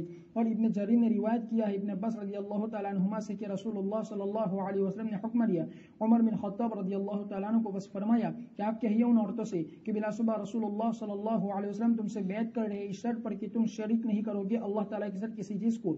اور ہندہ بنت عتبہ بن ربیعہ تھی جنہوں نے حضرت حمزہ کے پیٹ کو چاک کیا تھا اجنبی حالت میں عورتوں کے ساتھ. پس ہند نے کہا اس حال میں کہ وہ اجنبی حالت میں تھی کہ کیسے عورتوں کی طرف سے قبول کیا جا سکتا ہے کسی چیز کو جس کو مردوں نے قبول نہیں کیا. بس رسول اللہ صلی اللہ علیہ وسلم نے ان کی طرف دیکھا اور حضرت عمر سے فرمایا آپ کہیے ان سے اور وہ چوری نہیں کرے گی. ہند نے کہا خدا کی قسم بلا صبح میں نے ابو سفیان کی معمولی چیزوں کو لے لیا ہے، مجھے نہیں معلوم کیا یہ میرے لیے حلال ہے یا نہیں. ابو سفیان نے کہا کہ جو چیز تم نے لی ہے جو گزر گئی یا تحقیق کے جو باقی ہے تو وہ تمہارے لیے حلال ہے. بس رسول اللہ صلی اللہ علیہ وسلم ہنسے اور ان کو پہچان لیا. پھر فرمایا کہ ولا یزنین اور وہ زنا نہیں کرے گی. بس ہند نے کہا کہ اللہ کے یا رسول اللہ صلی اللہ علیہ وسلم کیا آزادہ عورت زنا کر سکتی ہے؟ آپ نے فرمایا نہیں، اللہ کی قسم آزادہ عورت زنا نہیں کر سکتی. آپ نے فرمایا ولا یقتلن اولادہن اور وہ اپنے اولاد کو قتل نہیں کرے گی. ہند نے کہا کہ تم ہی نے تو ان کو قتل کیا بدر کے دن، بس تم اور وہ زیادہ جاننے والے ہیں. فرمایا ولا یأتین ببہتان یفترینہ بین ایدیہن وارجلہن. فرمایا ولا یعصینک فی معروف. فرمایا کہ ان کو منع کیا نوحہ کرنے سے، اور زمانے جاہلیت والے کپڑے کو چاک کرتے تھے اور چہروں کو نوچتے تھے اور بالوں کو کاٹ دیتی تھی اور ہائے واویلا پکارتی تھی. مقاتل بن حیان نے فرمایا کہ آیت کریمہ فتح کے دن نازل ہوئی کہ رسول اللہ صلی اللہ علیہ وسلم نے مردوں سے بیعت کی صفا پر، اور حضرت عمر رضی اللہ تعالیٰ عنہ نے بیعت لی عورتوں سے اور ان کو قسم کھلاتے تھے رسول اللہ صلی اللہ علیہ وسلم کی طرف سے. بس بقیہ حصہ ذکر کیا جیسا کہ ماقبل میں گزرا، اور اضافہ کیا کہ پھر جب فرمایا ولا تقتلن اولادکن تو ہند نے کہا کہ ہم نے ان کی پرورش کی چھوٹے بچپن میں، پھر تم نے ان کو قتل کر دیا بڑا ہونے کے بعد. تو عمر بن خطاب رضی اللہ تعالیٰ عنہ ہنسے یہاں تک کہ چیٹ لٹ گئے. بس باری تبارک و تعالیٰ کا فرمان یا ایھا النبی اذا جاءک المؤمنات یبایعن، یعنی جو آپ کے پاس آئے ان میں سے تو آپ ان سے بیعت لیں ان شرائط پر. پس آپ نے ان سے بیعت لی اس شرط پر کہ وہ شریک نہیں کرے گی اللہ تعالیٰ کے ساتھ کسی چیز کو اور نہ چوری کرے گی لوگوں کی، اجنبی لوگوں کے مالوں کی. باری تبارک و تعالیٰ کا فرمان والا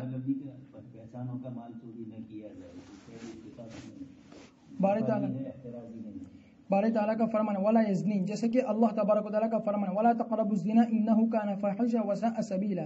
امام احمد رحمۃ اللہ علیہ نے فرمایا عروہ نے انہوں نے حضرت عائشہ سے فرماتی ہے کہ فاطمہ بنت عتبہ آئی، رسول اللہ صلی اللہ علیہ وسلم نے ان سے بیعت لی. بس آپ نے ان کے سامنے اس شرائط کو بیان کیا اللہ یشرکن باللہ شیئا ولا یسرقن ولا یزنین آخر آیت تک.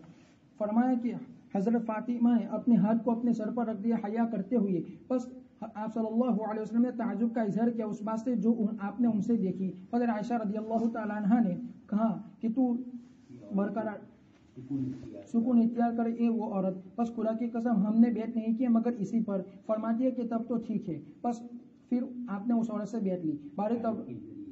اس آیت کے ذریعے. باری تبارک و تعالیٰ کا فرمان ولا یقتلن اولادہن، اور یہ شامل ہے کہ ان کو قتل کر دیا جائے ان کے پیدا ہونے کے بعد، جیسا کہ زمانے جاہلیت والے کرتے اپنی اولاد کو قتل کرتے تھے فقر و فاقہ کے خوف سے، اور عام ہے کہ ان کو قتل کر دیا جائے اس حالت میں کہ وہ جنین ہو، جیسا کہ تحقیق اس کو کرتی تھی بعض ظاہر عورتیں کہ اپنے حمل کو ساکت کرا دیتی تھی تاکہ حاملہ نہ ہو جائے، یا تو فاسد غرض کی وجہ سے یا اس کی مانند کسی مقصد کی وجہ سے. باری تبارک و تعالیٰ کا فرمان ولا یأتین ببہتان یفترینہ بین ایدیہن وارجلہن. ابن عباس رضی اللہ تعالیٰ عنہ نے فرمایا یعنی اپنے شوہروں کے ساتھ نہیں ملائے گی ان کے علاوہ کی اولاد کو. اور اس حدیث کی تائید ہوتی ہے اس سے جس کو امام ابو داؤد نے روایت کیا ابو ہریرہ رضی اللہ تعالیٰ عنہ سے کہ انہوں نے رسول اللہ صلی اللہ علیہ وسلم کو فرماتے ہوئے سنا جس وقت آیت ملاعنہ نازل ہوئی کہ جو عورت جائے کسی قوم کے پاس جو ان میں سے نہ ہو تو تحقیق کہ وہ اللہ کی طرف سے کسی چیز میں نہیں ہے اور ہرگز اللہ تعالیٰ اس کو جنت میں داخل نہیں کریں گے. اور جو مرد اپنے اولاد کا انکار کر دے اس حال میں کہ اس کی طرف دیکھ رہا ہے تو اللہ تعالیٰ اس سے عار کرے گا اور اس کو رسوا کرے گا اولین اور آخرین لوگوں کے سامنے. اللہ علیہ وسلم نے بیعت کے لیے فرمایا، اس میں آیت میں ولا یزنین کا لفظ بھی تھا، تو ایک عورت آئی اور وہ بیعت لے رہی تھی، اور جب آپ نے یہ جملہ فرمایا ولا یسرقن ولا یزنین تو یہ تھوڑی شرم محسوس کرنے لگی اور اپنے سر کے اوپر ہاتھ رکھ دیا. حضرت عائشہ نے کہا کہ یہ گھبراؤ مت، سبھی سے یہ آیت کے الفاظ کے ذریعے بیعت لیا گیا ہے، ہم نے بھی اسی طرح بیعت کی ہے، اور چنانچہ انہوں نے اسی طرح کی. آگے ولا یقتلن اولادہن کی قتل بتلائی، عورتیں اپنی بچیوں کو قتل کرے تو اوپر سے نیچے کود کر یا نیچے سے اوپر کو ایسی حرکت کر کے اس کا کہ حمل کروا دے، اپنے آپ کو کہیں ٹکرا دے. جاہلیت میں اس طریقے سے ہوتا تھا. آج کل بھی جب میاں بیوی کے درمیان کوئی مسئلہ ہو اور آپس میں یا عورت کا کوئی گڑبڑ والا مسئلہ ہو تو آج کل بھی ایسا ہوتا ہے. تو اولاد کے قتل کی جتنی بھی شکلیں ہیں چاہے مردوں کی طرف سے چاہے عورتوں کی طرف سے، دونوں طرف سے ہو سکتی ہے. باری تبارک و تعالیٰ کا فرمان ولا یعصینک فی معروف، یعنی وہ اچھی باتیں جن کا آپ اسی طرح یہ فرمایا کہ بہتانی یفترینہ بین ایدیہن، بہتان میں یہ بھی شامل ہے کہ اپنے شوہر کی اولاد نہیں ہے دوسرے کی ہے اور وہ شوہر کی طرف منسوب کرے، یا مرد بچہ اسی کا ہے اور انکار کرے، یہ بھی دونوں چیزیں غلط ہے. چنانچہ حدیث شریف میں ان چیزوں سے بھی منع فرمایا. جو ادخلت کا مطلب اپنے نسب میں داخل کر دے کسی کو جو اس کا نہیں ہے. حضرت معاویہ رضی اللہ تعالیٰ عنہ کی دور خلافت کے اندر یزید ابن ابی، ایک صاحب تھے یزید، باپ کا نام معلوم نہیں تھا اس لیے نام ہی یزید ابن ابی ہی، جو باپ ہو اس کے بیٹے. انہوں نے اپنا انتساب ابو سفیان کی طرف کیا، یہ یزید نے. حضرت معاویہ رضی اللہ تعالیٰ عنہ کو اس وقت اس کی ضرورت تھی. ابن زیاد جو ہے نا، یزید نے زیاد، اس کا بیٹا ابن زیاد، ابو سفیان کی شہادت میں یہ ابن زیاد کے والد زیاد، تو زیاد ابن ابی، اس کے باپ کا نام نہیں تھا. انہوں نے منسوب کر دیا اپنے آپ کو ابو سفیان کی طرف. حضرت معاویہ رضی اللہ تعالیٰ عنہ کو پتہ چلا تو سیاسی مصلحت سے آپ نے سمجھا کہ ایک اسرائیلوں سے مارو بھائی فوٹوں میں تو لڑے گا تو نہیں، اور ابو سفیان سردار تھے مکہ کے، تو انہوں نے خاموشی اختیار کی. حضرت عائشہ کو پتہ چلا، مسلم شریف میں روایت آ چکی ہے. تو حضرت عائشہ رضی اللہ تعالیٰ عنہ نے حضرت معاویہ کو کہلوایا کہ آپ اس کی تصدیق کیجیے، اس لیے کہ جاہلیت میں جو انتصاب ہوتے تھے زنا کے، اسلام میں وہ نہیں ہے. اسلام میں تو اپنی ہی باپ کی طرف نسبت کی جاتی ہے اور یہ غلط نسبت کر رہے ہیں. مولانا علیمیہ صاحب نے مختارات میں پورا اس کا زیاد کا قصہ ذکر کیا ہے اور عنوان جو قائم کیا زیاد ابن ابی، ابن ابی سفیان نے لکھا ہے مولانا نے. تو یہ بھی ہوتا تھا. آگے روایت میں فرمایا کہ ایک آدمی اپنے بچے کا انکار کرا اور بچہ اس کی طرف دیکھ رہا ہے، یعنی وہ اس کو اپنا باپ سمجھ رہا ہے اور شفقت کی نگاہوں کا متلاشی ہے، لیکن باپ انکار کرے تو اس کا یہ مطلب نہیں ہے کہ انکار اسی وقت شرعاً گناہ والا ہوگا جب کہ بچہ دیکھ رہا ہو. بچہ دیکھے نہ دیکھے، آدمی خود اگر غلط کر رہا ہے، اس کی ہی بیوی ہے لیکن غلط نسبت کر رہا ہے تو اس نسبت کی بنیاد پر وہ گنہگار ہوگا. تو یہ قید اتفاقی ہے، وہ ینظر، خبر نہیں قید اتفاقی نہیں انگریز کے نہیں، بہت ساری مخلوق بیٹھی ہے نہیں. اس سے پہلے بھی ابھی میں نے کہا اتفاقی اور احتراج. باری تبارک و تعالیٰ کا فرمان ولا یعصینک فی معروف، یعنی ان اچھی باتوں میں جن کا آپ ان کو حکم دیں اور ان برائیوں سے جن سے آپ ان کو روکیں. ابن عباس رضی اللہ تعالیٰ عنہما سے روایت ہے کہ بلا شبہ ایک شرط ہے جو اللہ کہ بلا صبح یہ ایک شرط ہے جو اللہ تعالیٰ نے شرط لگائی عورتوں کے لیے. ابن زید نے فرمایا کہ اللہ تعالیٰ اللہ تعالیٰ نے حکم دیا اپنے رسول کی اطاعت کرنے کا، اور آپ صلی اللہ علیہ وسلم اللہ کے بہترین نمونے ہیں آپ کی مخلوق میں سے اچھی باتوں میں، اور تحقیقی کئی حضرات نے فرمایا کہ ان کو منع کیا اس دن نوحہ کرنے سے۔ حضرت حسن سے روایت ہے ان باتوں میں جن کے ذریعے سے نبی کریم صلی اللہ علیہ وسلم نے عہد لیا کہ تم بات نہیں کرو گے مردوں سے مگر یہ کہ دور رحم محرم ہو، اس لیے کہ آدمی برابر بات کرتا ہے عورت سے یہاں تک کہ مزی نکل جاتی ہے اس کی رانوں کے درمیان سے۔ ابن جریر رحمۃ اللہ علیہ نے فرمایا ام عطیہ انصاریہ سے فرماتی ہے کہ وہ بات وہ شرائط جو ہم رسول اللہ صلی اللہ علیہ وسلم نے ہم پر مقرر کی، یعنی اچھے کاموں میں سے، جس وقت کہ ہم نے آپ سے بیعت کی ہے کہ ہم نوحہ نہیں کریں گے، پس بنو فلان کی ایک عورت نے کہا کہ بلا شبہ بنو فلان نے میری مدد کی ہے، پس ابھی بیعت نہیں کروں گی یہاں تک کہ میں ان کا بدلہ چکا دوں۔ پھر وہ چلی گئی، پھر ان کی مدد کی، پھر آئی، پھر بیعت کی۔ فرماتی ہے کہ پورا نہیں کیا وعدے کو ان میں سے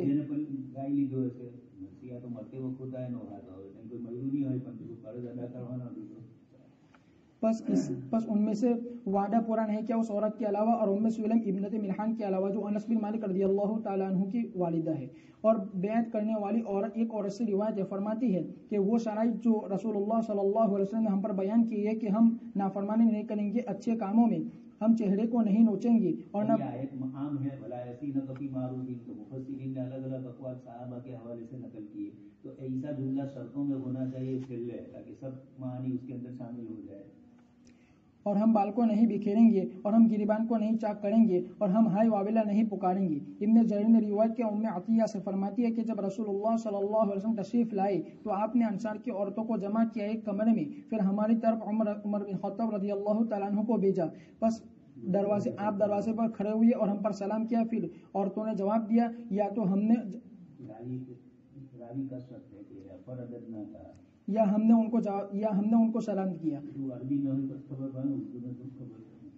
پھر فرمایا کہ میں رسول اللہ صلی اللہ علیہ وسلم کا قاصد ہوں تمہاری طرف۔ فرماتی ہے کہ ہم نے کہا خوش آمدید ہو اللہ کے رسول کو اور اللہ کے رسول کے قاصد کو۔ حضرت عمر نے فرمایا کہ تم بیعت کرو اس شرط پر کہ تم شریک نہیں کرو گے اللہ تعالیٰ کے ساتھ کسی چیز کو، اور نہ چوری کرو گی، اور پتا چلا کہ شیخ اپنے کسی خلیفہ کو بھی دوسروں کو بیعت کرنے کے لیے کہہ سکتے ہیں، جیسے اگر سے یہ بیعت اسلام دی، اور نہ چوری کرو گی اور نہ زنا کرو گی۔ فرماتی ہے کہ ہم نے کہا جی ہاں۔ فرماتی ہے کہ آپ نے اپنا ہاتھ کھینچا دروازے کے باہر سے یا کمرے کے باہر سے، اور ہم نے بھی ہمارے ہاتھ کو کھینچا گھر کے اندر سے۔ پھر فرمایا اے اللہ گواہ ہے۔ فرماتی ہے کہ ہم کو حکم دیا عیدین میں آنے کا، یہ کہ ہم لے کر آئے اس میں حیض والی عورتوں کو اور آزادہ عورتوں کو، اور ہم پر جمعہ فرض نہیں ہے، اور ہم پر جمعہ فرض نہیں ہے۔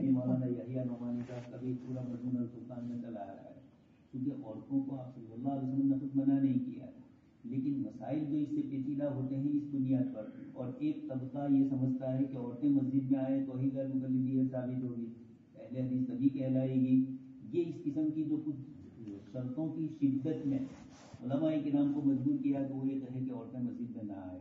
انہوں نے تو حضرت عمر کی بیوی والے مسئلے کو بھی ذکر کیا ہے، اور بھی دوسری چیزوں کو ذکر کیا ہے، اور مزید دوسرے حضرات کو دعوت دی ہے۔ تو میدان بند سے مالک الفرقان، کوئی یہ بول لکھے گا نہیں، کوئی وہ لکھے گا، اس طرح کی بحثیں ذکر کرنے کی ضرورت ہی نہیں ہے۔ لیکن ایک غیر مقلد آیا، اس نے کہا کہ میں آپ کی مسجد میں نماز پڑھنا چاہتا تھا، لیکن پھر میں وہاں چلا گیا سینٹ میں موجود، اس لیے جہاں عورتیں بھی جمع ہوتی ہیں، اور کہا کہ حدیث شریف میں تو ہے۔ میں نے کہا حدیث میں بہت کچھ ہے، لیکن آپ حدیث والے ہو، حدیث والے سب کچھ سمجھ میں آپ کے حق میں آ جائے یہ ضروری نہیں ہے۔ بہت سی چیزیں ایک روایت نہیں ہوتی، روایتوں کے مختلف مجموعے ہوتے ہیں۔ تو آپ صلی اللہ علیہ وسلم نے عورتوں کو عید کی مثلا مطلب مسجد میں آ جائے عورتیں تو کوئی حرج نہیں ہے، لیکن باقاعدہ اہتمام کر کے بلایا جانا یا باقاعدہ اہتمام کر کے ان کو لانا دو چیزیں الگ الگ ہیں۔ یوروپ کے ملکوں میں کچھ ممالک ایسے ہیں جہاں اسلام کی دعوت کی بظاہر کوئی شکلیں نہیں ہیں سوائے اسلامک سینٹر کے۔ اس سینٹر میں مسجد بھی ہوتی ہے، اسلام کی تعلیم بھی دی جاتی ہے، اور کتابیں بھی وہاں ہوتی ہے۔ تو وہاں عورتیں جو آتی ہیں وہ دین اسلام کی نسبت سے، شروع اسلام میں جو آپ صلی اللہ علیہ وسلم نے بھی عورتوں کو مسجد میں آنے کی جو بات کی، اس میں یہی چیز تھی کہ عورتوں میں دین آئے، اسلام کی چیزیں آئے۔ اب اس کے دوسرے ذرائع مل چکے ہیں، اس لیے علماء کرام نے ان دوسرے ذرائع کو استعمال کرنے کی بات کہی، اور عورتوں کو مسجد میں آنے کے سلسلے میں پھر منع کی باتیں آئی، اس لیے کہ دوسرے فتنے کھڑے ہوتے ہیں۔ لیکن جن علاقوں میں اسلام کے لیے بظاہر کوئی شکل نہیں ہے، اسی طرح کی اسلامک سینٹر ہے تو اس کی گنجائش، اس لیے کہ وہاں اسلام اسی طرح پھیلا ہے۔ یوروپ، امریکہ وغیرہ کی عمومی ملکوں میں، ایک تو امریکہ ہے، انگلینڈ ہے جہاں مسلمانوں کی، اور فرانس مسلمانوں کی بڑی تعداد ہے، اور کچھ وہ ممالک ہیں جہاں مسلمانوں کی آبادی بہت تھوڑی ہے، اور وہاں اسلام کا حاصل کرنا دین کا یہ مشکل ہوتا ہے. مکاتب کا بھی نظام نہیں ہے تو وہاں اسلامک سینٹر ہی وہ کام, یا مکاتب میں چھوٹے بچے جائیں گے تو اسلامک سینٹر ہی وہ کام کرتے ہیں, اور وہاں اس کے ساتھ انہوں نے مسجد دی. لیکن انگلینڈ میں پاکستانی کئی مساجد ہے غیر مقلدین کی, وہاں کوئی تعلیم کا نظم نہیں ہے, یا بریلویت ہے تو وہاں تو خود مختار پانچواں مذہب, کسی کی بھی تکلیف نہ کرو. اس قسم کے یہ تو اہل حدیث اپنی نسبت کسی بھی حدیث کی طرف کرتا ہے, لیکن ایک جماعت ایسی ہے جو کسی کی طرف بھی انتظام, ان کو کوئی بھی مسئلہ کو تو مولانا چلتا ہے سب اس طرح. تو ایسے لوگ جو جاتے ہیں وہاں روکا جائے گا کہ ایک تفریح گاہ کے لیے ہے. دعوت و تبلیغ والوں نے عورتوں کے استعمال کے اوپر اور دوسری چیزوں پر کافی بریک لگائی, اس لیے کہ کچھ نہ کچھ پریشانیاں نہیں پیدا ہو رہی تھی, تو اس بنیاد کے اوپر شریعت مطہرہ نے منع کیا. البتہ آپ کے زمانے میں دین اسلام کی تعلیم و تبلیغ کے لیے آپ صلی اللہ علیہ وسلم نے اجازت دی تھی. اس کے پیش نظر عورتیں آتی تھی, عید کے لیے بھی حضور نے فرمایا اور منع کیا جنازے کے پیچھے چلنے سے. اسماعیل نے فرمایا کہ میں نے پوچھا میری دادی جان سے بارے تعالیٰ کے فرمان والا یاسین کفی معروفین کے بارے میں, فرمایا کہ نوحہ مراد ہے. دادی صاحبیہ تھی اور ان روایتوں کو جانتی تھی, وہ اس وقت موجود تھی, تو علم آتا ہے دادیوں سے بھی نانیوں سے بھی. صحیحین میں عبداللہ بن مسعود سے فرمایا کہ رسول اللہ صلی اللہ علیہ وسلم نے فرمایا کہ ہم میں سے نہیں ہے جو رخساروں کو پیٹے اور گریبان کو چاک کرے اور پکارے زمان پکارے جاہلیت والے پکار.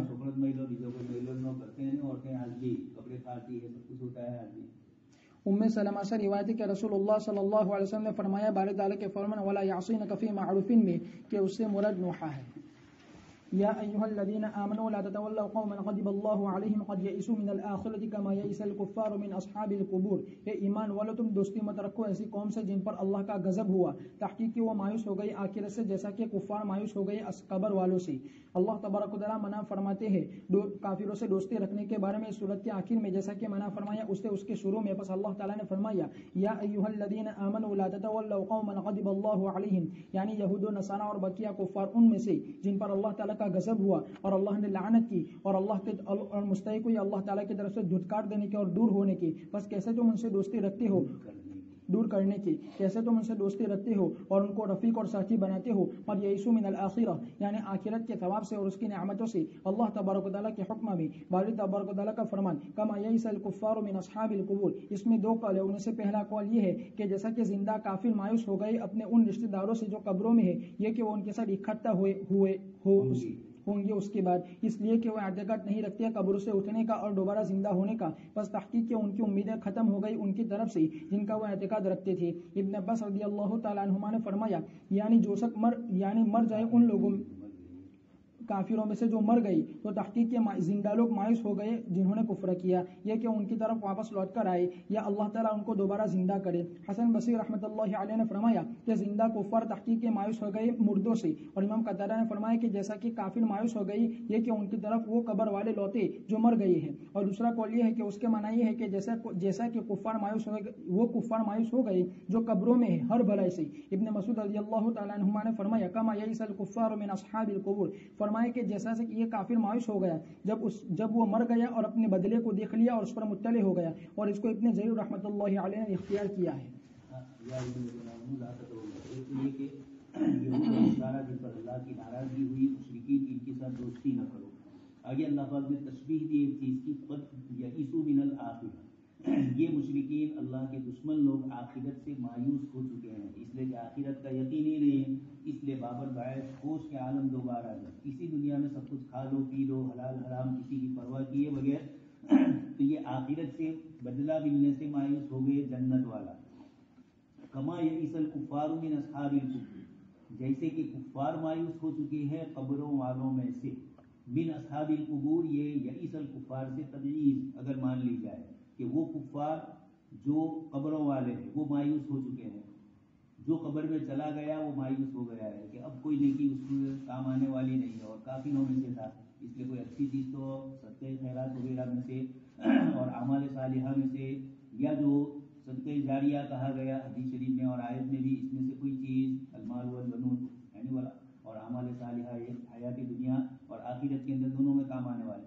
تو ایک تو یہ تفسیر کی کہ کفار مایوس ہو گئے خود آخرت سے, دنیا سے گئے اب دوسری دنیا کے, اس لیے کہ کفر تھا اس لیے جنت تو ملنے والی نہیں ہے, تو یہ خود مایوس ہو گئے, تو من تبعیض کی. اور دوسرے حضرات نے تفسیر کی جو پہلے قول میں کما یئیس الکفار من اصحاب القبور، کما یئیس الکفار یہ الگ اور من اصحاب القبور یہ الگ، تو کفار مایوس ہو گئے زندہ کفار اپنے مرنے والے رشتہ داروں سے کہ اب دوبارہ ملاقات ہو، ہم لوگ تو یہ بھی کہیں گے کہ جنت میں ملیں گے۔ حضرت ثانی رحمۃ اللہ علیہ کو جہانگیر نے گوالیار کی قید میں مقید کر دیا، تو آپ کے صاحبزادے آئے اور انہوں نے کہا کہ ہمیں بہت افسوس ہے۔ حضرت نے کہا کہ تم بھی افسوس مت کرو، والدہ کو بھی کہو کہ افسوس نہ کرے، اللہ تبارک تعالیٰ نے چاہا تو یہاں ملاقات نہیں ہوگی تو جنت میں ملاقات کریں گے۔ تو نیک لوگ اور مسلمان تو یہ یقین کرتا ہے کہ جنت میں ملاقات ہوگی، لیکن یہاں تو کافروں کو تو جنت کا اور جہنم کا تصور ہی نہیں ہے، وہ تو یہ سمجھ رہے ہیں کہ مر گئے نے مٹی ہو گئے، اب کوئی حساب کتاب نہیں، تو وہاں بھی ملنے کا کوئی یقین، اس لیے وہ زیادہ مایوس ہوتے ہیں۔ مسلمان تو مایوس نہیں ہوتا ہے، وہ سمجھتا ہے کہ آج نہیں تو کل جنت میں ملاقات ہوگی، یا ہم اعمال صالحہ کریں گے جس کی بنیاد پر ان کے حق میں ثواب کی کچھ نہ کچھ شکلیں بنیں گی۔ سورۃ الصف مدنی ہے، اس کے آیت 14 ہے۔ امام ترمذی نے روایت کی عبداللہ بن سلام سے، فرمایا کہ ہم چند لوگ بیٹھے ہوئے تھے رسول اللہ صلی اللہ علیہ وسلم کے صحابہ میں سے، پھر ہم نے مذاکرہ کیا، بس ہم نے کہا کہ اگر ہم جان لیں کہ کون سا عمل بہتر ہے اللہ تبارک و تعالیٰ کے نزدیک تو البتہ ہم اس پر عمل کریں گے۔ بس اللہ تبارک و تعالیٰ نے یہ آیت کریمہ نازل فرمائی، سبح للہ ما فی السماوات وما فی الارض وهو العزیز الحکیم یا ایھا الذین آمنوا لم تقولون ما لا تفعلون۔ عبداللہ بن سلام نے فرمایا کہ بس آپ صلی اللہ علیہ وسلم نے ہمارے سامنے اس آیت کریمہ کو پڑھا، بسم اللہ الرحمن الرحیم، سبح للہ ما فی السماوات وما فی الارض وهو العزیز الحکیم یا ایھا الذین آمنوا لم تقولون ما لا تفعلون کبر مقتا عند اللہ ان تقولوا ما لا تفعلون ان اللہ يحب الذین یقاتلون فی سبیلہ صفا کأنہم بنیان مرصوص۔ تسبیح بیان کرتی ہے اللہ کے لیے وہ تمام چیزیں جو آسمان میں ہے اور وہ تمام چیزیں جو زمین میں ہے، اور وہ زبردست حکمت والا ہے۔ اے ایمان والو، تم کیوں کہتے ہو ایسی باتیں جو تم کرتے نہیں ہو؟ یہ بڑی ناراضگی والی بات ہے اللہ تعالیٰ کے نزدیک کہ تم کہتے ہو وہ باتیں جو تم کرتے نہیں ہو۔ بلا شبہ اللہ تعالیٰ پسند کرتے ہیں ان لوگوں کو جو جہاد کرتے ہیں اس کے راستے میں سب بستہ، گویا کہ وہ سیسا پلائی ہوئی عمارت ہے۔ تحقیق کلام گزر چکا باری تعالیٰ کے فرمان سبح للہ ما فی السماوات وما فی الارض وهو العزیز الحکیم کے بارے میں کئی مرتبہ جس نے بے نیاز کر دیا اس کو دہرانے سے بارے تبارک و تعالیٰ کا فرمان یا ایھا الذین آمنوا لم تقولون ما لا تفعلون، یہ انکار ہے ان لوگوں پر جو کسی سے وعدہ کرے یا کوئی بات کہے پھر اس کو پورا نہ کرے۔ صحیحین میں ہے کہ رسول اللہ صلی اللہ علیہ وسلم نے فرمایا کہ منافق کی نشانی 3 ہے، جب وہ وعدہ کرے تو خلاف ورزی کرے، اور جب وہ بات کرے تو جھوٹ بولے، اور جب امانت رکھی جائے تو خیانت کرے۔ اس لیے اللہ تبارک و تعالیٰ نے مؤکد کیا اس انکار کو ان پر اپنے اس فرمان کبر مقتا عند اللہ ان تقولوا ما لا تفعلون کے ذریعے سے۔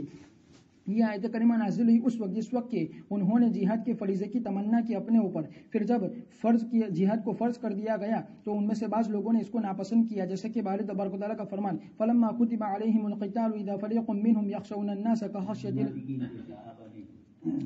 او اشد خشیہ، اور باری تبارک و تعالیٰ کا فرمان فَإِذَا أُنزِلَتْ سُورَةٌ مُحْكَمَةٌ وَذِكْرَ فِيهَا الْقِتَالُ رَأَيْتَ الَّذِينَ فِي قُلُوبِهِم مَرَضٌ يَنظُرُونَ إِلَيْكَ نَظَرَ الْمَغْشِيِّ عَلَيْهِ مِنَ الْمَوْتِ، آخر آیت تک۔ اسی طرح یہ آیت کریمہ ہے جیسا کہ ابن عباس رضی اللہ تعالیٰ عنہما نے فرمایا کہ مومنین میں سے کچھ لوگ جہاد کے فرض ہونے سے پہلے کہتے تھے کہ ہم نے چاہا کہ بلا شبہ اللہ تعالیٰ ہماری رہنمائی فرمائے سب سے بہترین عمل پر جو اس کے نزدیک ہو تو ہم اس پر عمل کریں گے۔ بس اللہ تبارک و تعالیٰ نے اپنے نبی صلی اللہ علیہ وسلم کو بتلایا کہ بہترین عمل اس پر ایمان لانا ہے جس میں کوئی شک نہیں ہے، اور نافرمان لوگوں سے جہاد کرنا ہے جنہوں نے مخالفت کی، ایمان کیا اور اس کا اقرار نہیں کیا۔ پھر جب جہاد کی آیت نازل ہوئی تو یہ ناپسند کیا مومنوں میں سے کچھ لوگوں نے اور ان پر اللہ تعالیٰ کا حکم شاق گزرا، تو اللہ تبارک و تعالیٰ نے فرمایا یا ایھا الذین آمنوا لم تقولون ما لا تفعلون۔ مقاتل بن حیان نے فرمایا کہ مومنوں نے کہا کہ اگر ہم جان لیں بہترین عمل جو اللہ کے نزدیک ہو تو ہم اس پر عمل کریں گے۔ بس ان کی اللہ تبارک و تعالیٰ نے رہنمائی فرمائی بہترین عمل پر جو اس کے نزدیک ہے، بس فرمایا ان اللہ یحب الذین یقاتلون فی سبیل صفا، بس اللہ تعالیٰ نے ان کے سامنے بیان کر دیا۔ پھر ان کو آزمایا گیا احد کے دن اس کے ذریعے سے، بس چلے گئے نبی کریم صلی اللہ علیہ وسلم سے پیٹ پھیر کر، بس اللہ تعالیٰ نے انہی کے بارے میں آیت کریمہ نازل فرمائی یا ایھا الذین آمنوا لم تقولون ما لا تفعلون۔ اور امام قتادہ امام ضحاک نے فرمایا کہ آیت کریمہ توبیخاً نازل ہوئی ہے کچھ لوگوں کے لیے جو کہتے تھے کہ ہم نے قتل کیا، ہم نے گردن ماری، ہم نے نیزہ مارا، ہم نے فلاں کیا، حالانکہ انہوں نے یہ نہیں کیا تھا۔ ابن زید نے فرمایا کہ آیت کریمہ منافقین کی ایک جماعت کے بارے میں نازل ہوئی ہے جو مسلمانوں سے وعدہ کرتی تھی نصرت کا، اور وہ وعدہ ان سے پورا نہیں کرتے تھے۔ امام مجاہد نے فرمایا کہ آیت کریمہ انصار کی ایک جماعت کے بارے میں نازل ہوئی جن میں عبداللہ بن رواحہ تھے. انہوں نے کہا ایک مجلس میں کہ اگر ہم جان لیں کہ کون سا عمل زیادہ پسندیدہ ہے اللہ تعالیٰ کے نزدیک تو ہم اس پر عمل کریں گے یہاں تک کہ ہم مر جائیں. بس اللہ تبارک و تعالیٰ نے ان کے بارے میں یہ آیت کریمہ نازل فرمائی. بس عبداللہ بن رواحہ نے فرمایا کہ میں برابر اللہ تعالیٰ کے راستے میں محبوس ہو کر مر جاؤں گا. پھر وہ شہید کر دیے گئے. اسی لیے اللہ تبارک و تعالیٰ نے فرمایا ان اللہ یحب الذین یقاتلون فی سبیل صفا کانہم بنیان مرصوص. پس یہ بتلانا ہے اللہ تعالیٰ کی طرف سے ان کے اپنے بندوں سے مومن بندوں سے محبت کرنے کے بارے میں جبکہ وہ سب بستہ ہوتے ہیں اللہ تعالیٰ کے دشمنوں سے جہاد کرنے کے لیے میدان کارساز میں وہ کارزار میں وہ قتال کرتے ہیں اللہ تعالیٰ کے راستے میں جنہوں نے اللہ کا انکار کیا تاکہ اللہ تعالیٰ کا کلمہ ہی بلند رہے اور اس کا دین ہی غالب رہے بلند رہے تمام ادیان پر. ابو سعید خدری رضی اللہ تعالیٰ عنہ سے روایت ہے فرمایا کہ رسول اللہ صلی اللہ علیہ وسلم نے فرمایا کہ 3 لوگوں کے اللہ تعالیٰ ان سے خوش ہوتے ہیں. ایک آدمی وہ ہے جو رات میں نماز پڑھتا ہے اور ایک جماعت وہ ہے جو سب بناتی ہے نماز کے لیے اور ایک جماعت وہ ہے جو سب بستہ ہوتی ہے قتال کے لیے. مترف نے فرمایا کہ مجھے ابو ذر رضی اللہ تعالیٰ عنہ سے ایک حدیث پہنچی. میں خواہش کرتا تھا آپ کی ملاقات کی. پس میں نے ان کی ملاقات کی. پس میں نے کہا ابو ذر مجھے آپ سے ایک حدیث پہنچی ہے. پس میں خواہش رکھتا تھا آپ سے ملاقات کی. تو انہوں نے کہا للہ ابو کا. پس تحقیق کے میں نے ان سے ملاقات کی. پس وہ خوش ہو گئے. تو ان سے مل چکا ہے تو مجھ سے مل چکا ہے. بس آپ بیان کیجئے. پھر میں نے کہا کہ مجھے آپ سے حدیث پہنچی ہے کہ آپ دعویٰ کرتے ہیں کہ رسول اللہ صلی اللہ علیہ وسلم نے تم کو حدیث بیان کی ہے کہ اللہ تعالیٰ 3 لوگوں سے بغض رکھتے ہیں اور 3 لوگوں سے محبت رکھتے ہیں. تو انہوں کیوں نہیں میرے لیے مناسب نہیں ہے کہ میں اپنے خلیل صلی اللہ علیہ وسلم پر جھوٹ بولوں. میں نے عرض کیا کہ وہ 3 لوگ کون ہیں جن سے اللہ تعالیٰ محبت کرتے ہیں. فرمایا کہ ایک وہ آدمی ہے جو اللہ تعالیٰ کے راستے میں جہاد کرے جو نکلے ثواب کی امید کرتے ہیں اور جہاد کرتے ہوئے پھر دشمنوں سے مقابلہ کرے پھر شہید کر دیا جائے اور تم اس کو پاتے ہو اللہ تعالیٰ کی کتاب میں جو نازل کی گئی ہے. پھر آیت کریمہ پڑھی ان اللہ یحب الذین یقاتلون فی سبیلہ صفا کانہم بنیان مرصوص اور حدیث ذکر کی. سعید بن جبیر رحمۃ اللہ علیہ نے فرمایا باری تعالیٰ کے فرمان ان اللہ یحب الذین یقاتلون فی سبیلہ صفا میں فرمایا کہ رسول اللہ صلی اللہ علیہ وسلم قتال نہیں کرتے تھے دشمن سے مگر یہ کہ آپ ان کی صف بندی کرتے تھے. اور یہ تعلیم ہے اللہ تعالیٰ کی طرف سے مومنوں کے لیے. باری تبارک تعالیٰ کا فرمان کانہم بنیان مرصوص یعنی ان میں سے بعض میں ملے ہوئے یعنی قتال کی صف میں. اور مقاتل بن حیان نے فرمایا کہ ان میں سے بعض کی طرف ملے جلے. ابن عباس رضی اللہ تعالیٰ عنہما نے فرمایا کانہم بنیان مرصوص یعنی ثابت قدم رہنے والے کہ وہ برابر ان میں سے بعض سے ملے ہوئے رہتے ہیں. ابن جریر نے فرمایا یحییٰ ابن جابر طائی سے انہیں ابو بحریہ سے فرمایا کہ وہ ناپسند کرتے تھے قتال کو سواری پر اور وہ گھوڑے پر وہ پسند کرتے تھے قتال کو زمین پر. اللہ تعالیٰ کے اس فرمان کی وجہ سے ان اللہ یحب الذین یقاتلون فی سبیلہ صفا کانہم بنیان مرصوص. فرمایا کہ ابو حیان فرماتے تھے جب تم مجھے ابو بحریہ فرماتے تھے کہ جب تم مجھے دیکھو کہ میں سب میں ادھر ادھر ہو گیا ہوں تو تم مجھے مارو میرے جبڑے میں.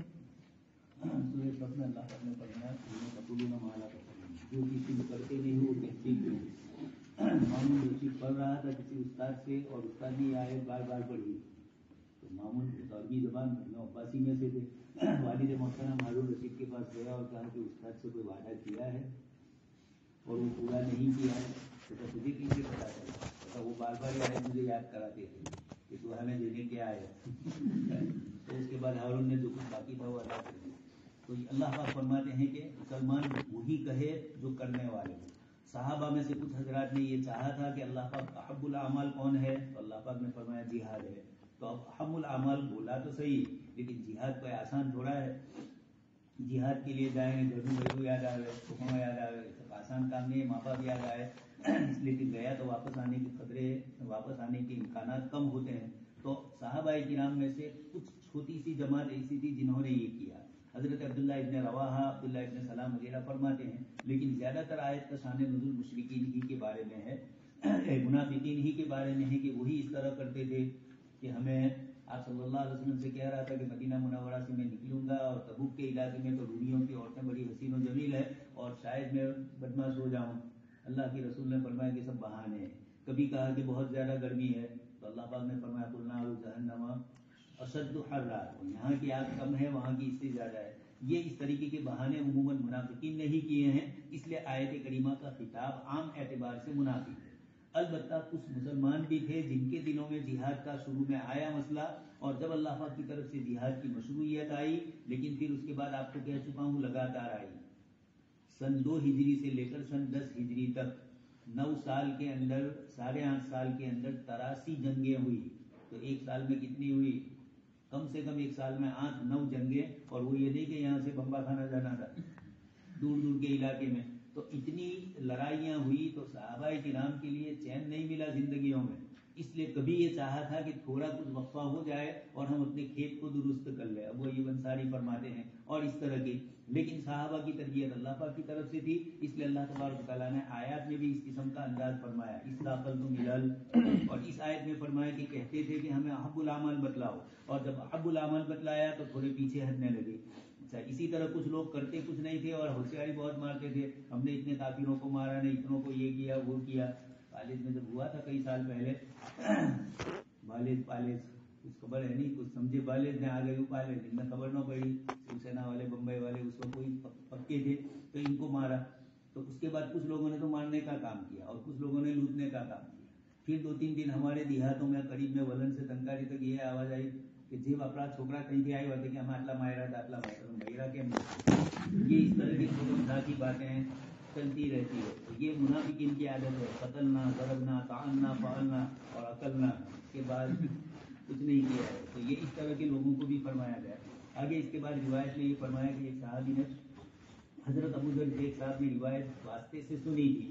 ابو ذر رضی اللہ تعالیٰ عنہ کی ملاقات کے متمنی تھے. حضرت ابو ذر رضی اللہ تعالیٰ عنہ سے ملاقات ہو گئی تو کہا میں آپ سے مل چکا، مجھے آپ سے ملنا تھا. تو حضرت ابو ذر نے فرمایا للہ ابوک، جو تیری تمنا تھی اللہ نے پوری کر لی. فقط لقی، تو یہ ترجمہ نہیں کرنے کا ہے، للہ ابوک یہ عربی محاورہ ہے. فقط لقی تک وہ اب میرے پاس مل چکا ہے، تو فہادی، تو مجھے کیا کہنا چاہ رہا ہے؟ تو کہا وہ روایت جو آپ نے سنی ہے وہ مجھے سنائیے. پھر ابو ذر نے وہ روایت بھی سنائی.